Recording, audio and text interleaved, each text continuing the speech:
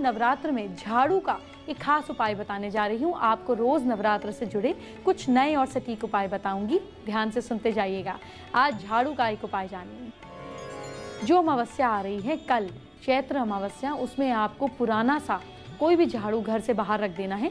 इसके बाद नवरात्रि वाला जो पहला दिन हो, अब आपको घट स्थापना करनी है। आपको कल घट स्थापना का मुहूर्त भी बताऊंगी, इसको ध्यान से सुन लीजिएगा। जो झाड़ू आप कल बाहर रखेंगे पुराना वाला, इस झाड़ू को आप घट स्थापना से पहले अपने घर में वापस अंदर रख लीजिएगा। अगर झाड़ू की एंट्री आपके घर में मुखिया जो है वो लेकर करे तो बहुत ही ज़्यादा फायदेमंद रहता है। ये झाड़ू आपके लिए बहुत ही शुभ होगा। आपको बस एक ही पुराना झाड़ू बाहर करना है और एक ही नया झाड़ू आपको घर में लाना है। ऐसा ना करें कि आप अपने घर के सारे पुराने झाड़ू फेंक दें, ऐसा नहीं करना है। बहुत सारे झाड़ू नए लाइएगा, ऐसा कुछ भी ना करें। आप एक ही पुराना झाड़ू बाहर करें और एक ही नया झाड़ू लाएं। अगर हो सके तो इस झाड़ू के हर रोज़ आपको अपने घर में लगाना है। इससे आपके घर में धन वर्षा होने लगेगी। झाड़ू पर पैर नहीं रखना, झाड़ू को उल्टा नहीं रखना, झाड़ू को इस तरह रखें कि कुछ करते हैं तो वो ज़रूर बाहर रहे, बाकी समय वो अंदर लेटा हुआ होना चाहिए। ये सब करने से झाड़ू का अपमान होता है, माता लक्ष्मी का अपमान होता है, उनकी कृपा आप पे नहीं मिलती। आपको कभी भी झाड़ू को टापना नहीं है और ना ही उसके ऊपर आपको पैर रखना है। एक बात का और ध्यान रखें कि सूर्यास्त होने के बाद कभी भी झाड़ू और पोछा गलती से भी नहीं लगाना चाहिए।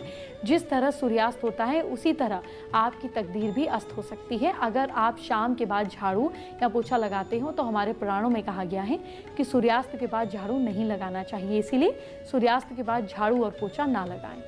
एक बात का और ध्यान रखें कि जब भी आप घर में झाड़ू फेरें तो वो गीली नहीं होनी चाहिए। किसी भी गीली जगह पर आपको झाड़ू नहीं फेरना चाहिए। अगर आप गीली जगह पर झाड़ू फेरते हैं तो हो सकता है आपके घर में धन वर्षा ना हो, फाइनेंशियल क्राइसिस आ जाए। तो इन सभी बातों को आपको ध्यान रखना होगा। बहुत सारे व्यूअर्स ने मुझसे पूछा है कि उनको सपनों में झाड़ू आता है। अगर आपके सपने में भी झाड़ू आता है तो इसका ये संकेत है कि आपको धन की हानि होने वाली है।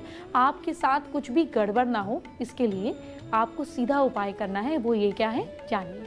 नवरात्र में आप एक रोज दिया जलाएं और ईश देवता का ध्यान करें।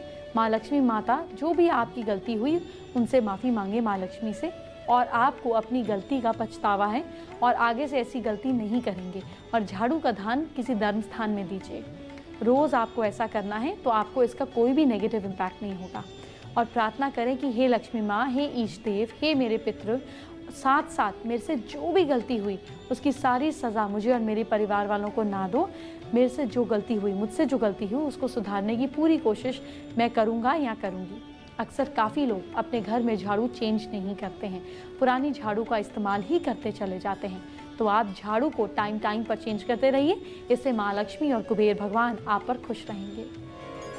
आपको नवरात्र में क्या नहीं करना है नोट कर लिया ना आपने।